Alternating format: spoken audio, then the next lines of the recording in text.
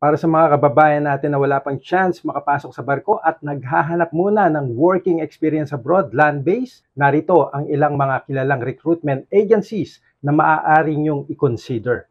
Magsaysay Global Services, Premier Global Recruitment, PNI International, Peridot International Resources, Andrews Manpower Consulting, EMS International Services, ABA Personal Services Incorporation, IPAMS, Industrial Personnel and Management Services, Pilor Manpower Corporation, LRC Manpower Services International.